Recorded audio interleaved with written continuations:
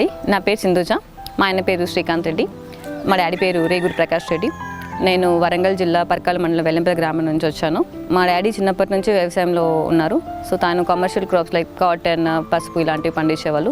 దాంతో పాటుగా ఇంటికి కావాల్సిన కూరగాయలన్నీ కూడా ఇంటి ముందు కాస్త ఖాళీ స్థలం ఉంటే దాంట్లో పండించేవాళ్ళు. సో చిన్నప్పటి నుంచి నేను డాడీతో పాటు వ్యవసాయంలో ఇన్వాల్వ్ అయ్యాను. సో చదువుల పరంగా మేము వేరే ప్లేసెస్కి వెళ్ళినా కూడా హాలిడేస్ వచ్చిన ప్రతిసారి నాన్నతో పాటు మామూలుగా ఫార్మింగ్లో కానీ కూరగాయలు పండించడంలో కానీ సహాయం చేసేదాన్ని. సో అలా నాకు చిన్నప్పటి నుంచి మొక్కలు అంటే చాలా ఇష్టం బాగా పెరిగిపోయింది. పూల మొక్కలు కానివ్వండి, కూరగాయల మొక్కలు కానివ్వండి, చాలా ఇష్టం పెరిగిపోయింది.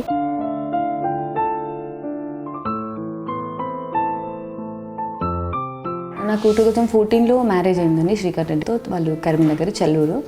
ప్రజెంట్ నేను ఇప్పుడు టీసీఎస్లో వర్క్ చేస్తున్నాను సాఫ్ట్వేర్ ఇంజనీర్గా. మేము ఇంతకుముందు ఫ్లాట్స్లో ఉండేవాళ్ళం. ఫ్లాట్స్లో ఉన్నప్పుడు కూడా ఉన్న దాంట్లో చిన్న కుండీలు, ఒక 4-5 కుండీల్లో కావాల్సిన మొక్కలలో పెట్టుకునే వాళ్ళం. బట్ ఎప్పటికైనా ఒక గార్డెన్ లాంటిది ఓన్ చేసుకోవాలని చెప్పేసి ఇప్పటి నుంచో అలాగే ఉండిపోయింది. బేసికల్గా చిన్నప్పటి నుంచి పల్లెటూరు వాతావరణంలో పెరిగాం కాబట్టి పల్లెటూరు వాతావరణం అంటే చాలా ఇష్టం. ఇక్కడ అమీన్పూర్ ఈ ఏరియాలో మొత్తం అలాగే ఉంటుంది. మాకు ఇది బాగా ఉంది కాబట్టి ఇక్కడ ఈ ఏరియాలో మేము ఇండిపెండెంట్ హౌస్కు లాస్ట్ ఇయర్ కట్టుకోవడం 1.5 year అవుతుంది, కట్టుకోవడం జరిగింది. ఇక్కడికి వచ్చిన తర్వాత కూడా నాకు బేసికల్గా ఐడియా లేదు. అంటే భూమిపైన మొక్కలు పెట్టడం ఎలా ఉంటుందో డాడీ దగ్గర నుంచి నేర్చుకున్నాను. ఇన్స్పిరేషన్ మా ఫాదరే. కాకపోతే ల్యాండ్ లేదు ఇక్కడ మాకు. సో గ్రో బ్యాగ్స్ ఇవన్నీ అసలు ఏం తెలీదు ఫస్ట్. సో ఎలా పెట్టాలి ఏంటి అనేది తెలీదు. ఫేస్బుక్లో, వాట్సాప్లో, గ్రూప్స్లలో మామూలుగా పెడతా ఉంటే సో అప్పుడు నాకు ఐడియా వచ్చింది. ఓకే, ఇలా కూడా చేయొచ్చు, ఇలా కూడా ఈ మెథడ్ ఉంటుంది, గ్రో బ్యాగ్స్లో కూడా కూరగాయలు వస్తాయి అని చెప్పేసి. సో అలా మేము last year terrace garden start చేసాము.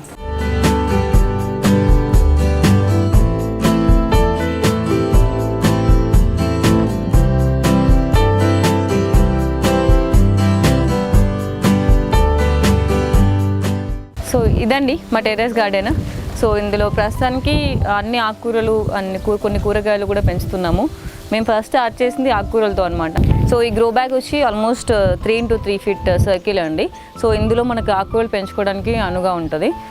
ఆకుకూరలతో స్టార్ట్ చేసిన తర్వాత మేము చిన్నగా ఇప్పుడు వెజిటబుల్స్ కొన్ని స్టార్ట్ చేసాము. అండ్ ఇప్పుడు వర్షాకాలం పడినాక ఇంకా కొన్ని ఎక్కువ పెట్టేసాము. సో ఈ బ్యాగ్స్ అన్ని కూడా ఎక్స్పాండ్ చేయడం కూడా జరిగింది. సో ఇప్పుడు ఇందులో ఆకుకూరలు వచ్చి తోటకూర, కొత్తిమీర, గోంగూర, బచ్చల కూర, పాలకూర, చుక్కకూర, ఈ ఆకుకూరలన్నీ ఉన్నాయి. సో కూరగాయలు బీరకాయ, సొరకాయ, బెండకాయ, గోరుచిక్కుడు, క్యాప్సికమ్ ప్రస్తుతానికి ఉన్నాయి. అండ్ కూర బొబ్బర అండ్ ఇంకోటి వంకాయ, టమాటా క్రాప్కి ఉన్నాయి.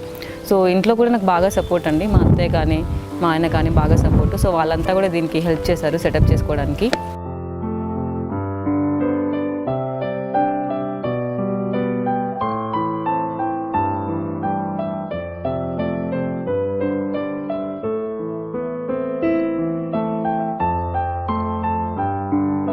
ఈ బ్యాగ్స్ వచ్చి నాకు హార్టికల్చర్ డిపార్ట్మెంట్ వాళ్ళు ఇవ్వడం జరిగింది. పేపర్లో ఒక ఆర్టికల్ చూసానండి, ఇట్లా తెలంగాణ గవర్నమెంట్ ఉద్యానవన శాఖ వాళ్ళు ఇట్లా గవర్నమెంట్ వాళ్ళు ఇక్కడ ఎంకరేజ్ చేస్తున్నారు, ఇలా సబ్సిడీ కింద కిట్స్ ఇస్తున్నారు అనేసి.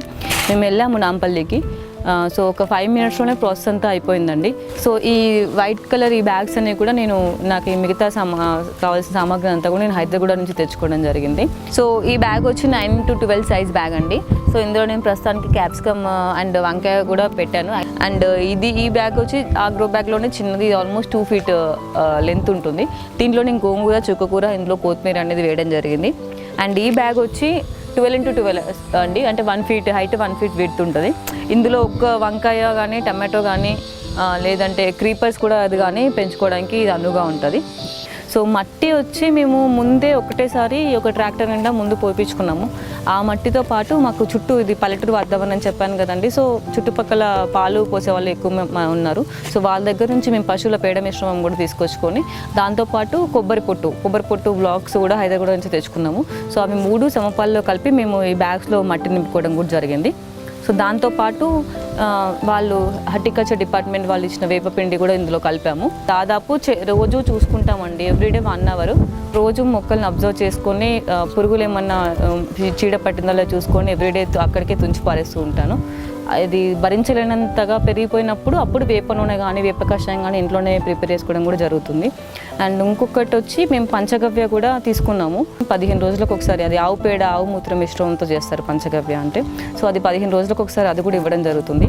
దీంతో పాటు కిచెన్ వేస్ట్ అనేది ఇంతకుముందు మేము ఊరికే బయట పడేసే వాళ్ళమండి.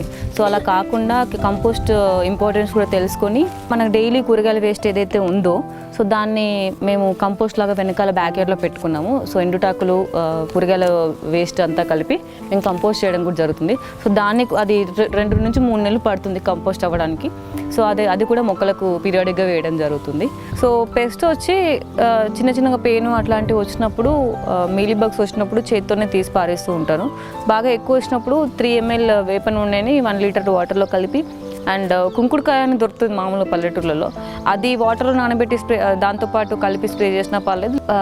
మామూలు ఒక పచ్చిమిర్చి, ఒక చిన్న అల్లం ముక్క, గార్లిక్ 3 కలిపి కూడా మిక్సీ పట్టేసుకొని ఆ రసాన్ని రాత్రంతా నానబెట్టేసి పొద్దున్న దాన్ని కూడా డైల్యూట్ చేసేసుకొని 1:10% డైల్యూట్ చేసేసుకొని దాన్ని కూడా మొక్కలపైన స్ప్రే చేసుకోవచ్చు.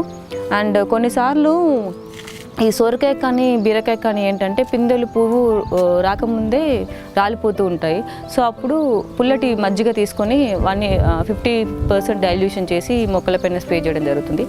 దాంతోపాటు టమాటో మొక్కలకి ఎస్పెషల్లీ వాటికి కాల్షియం బాగా అవసరం ఉంటుంది. సో దానికోసమని మన ఐరన్ షాప్లో నుంచి బూడిద ప్లాంట్కి మన బొగ్గులకి సంబంధించిన బూడిద వస్తుంది కదా, సో అది కూడా అప్పుడప్పుడు ఫ్రీక్వెంట్గా చల్లడం అనేది జరిగింది.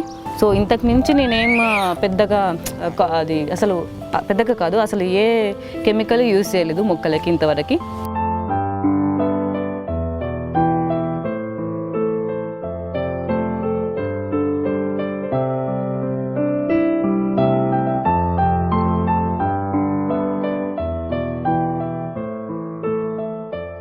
టెర్రస్ గార్డెన్లో మెయిన్ వెపన్ వచ్చి మన హ్యాండే. సో ఎక్కడ పురుగు కనిపించినా ఫస్ట్ మనం చేత్తో ఏరేయాల్సి ఉంటుంది. దాంతోపాటు ఒకవేళ ఎప్పుడైనా ఒక 2 days వెళ్ళాల్సి వచ్చినప్పుడు, డైలీ అబ్జర్వ్ చేసుకోలేనప్పుడు, ఆ లోపల పురుగు ఏమన్నా పెద్దగా అయితే దానికి మనం వేప నూనె కానీ ఇంట్లో ప్రిపేర్ చేసుకున్న కషాయం కూడా యూజ్ చేయొచ్చు. సో ప్రస్తుతానికి మేము మొత్తం కంప్లీట్గా ఆర్గానికే అండి. ఇంతవరకు కూడా స్టార్ట్ చేసినప్పటి నుంచి కూడా ఒక్క మందు కూడా ఏం కొట్టలేదు. అది ఈ కంప్లీట్ ఆర్గానిక్ మంచి రిజల్ట్స్ వచ్చాయి నాకు కూడా. సో నేను ఇలాగే కంటిన్యూ చేద్దామని అనుకుంటున్నాను. మోర్ ఓవర్ ఏంటంటే ఇప్పుడు మార్కెట్లో చూసినట్టయితే చాలా వీడియోస్ చూస్తున్నాము, మురికింట్లో ఇప్పుడు పారిశ్రామిక వ్యర్థాలతో కూరగాయలు పండిస్తున్నారు అని చెప్పేసి చూస్తూ ఉంటాం. సో మనం ఆల్రెడీ అది తింటున్నాము. సో అది నాకు రేపు నా పాపకి ఇవ్వాలని నాకు ఆలోచన లేదు. సో అది నాకు ఒక కోరిక అనమాట, వీళ్ళకి మంచి ఫుడ్ ఇవ్వాలి. ఎందుకంటే మన అమ్మ వాళ్ళ సైడ్ చూసుకుంటే ఏ విషపూరితాలు లేని ఆహారం తిని వాళ్ళు చాలా హెల్తీగా పెరిగారు. సో మనం తినేది మనం ఇప్పుడు ఆల్రెడీ తిని పార్టీ చేసేసుకున్నాము. సో అది నాకు మా పిల్లలకి ఇవ్వడం నాకు ఇష్టం లేదండి. సో అందుకని అదొక రీజన్ నేను ఈ ఆర్గానిక్ గార్డెన్లో కంప్లీట్గా రావడానికి అదొక మెయిన్ రీజన్ అనమాట.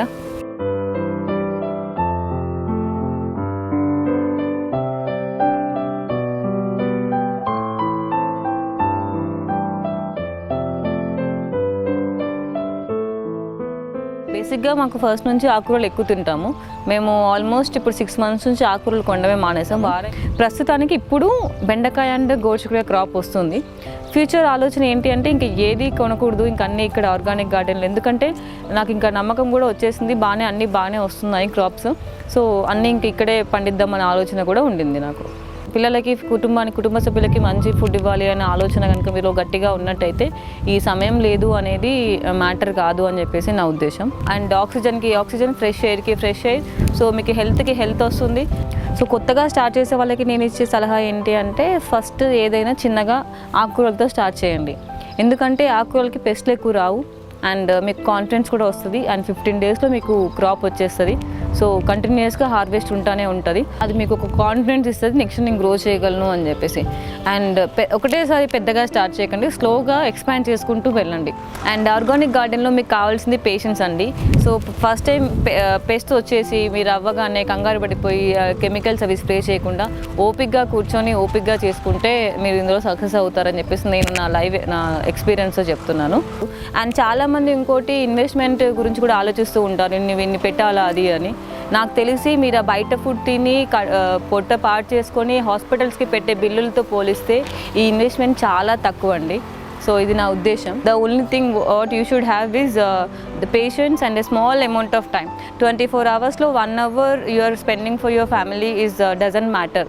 మీ అందుబాటులో ఉన్న వనరులను ఉపయోగించుకొని మీరు ఇవన్నీ చేసుకోవచ్చు. So grow terrace garden, eat healthy food and make Hyderabad as green city.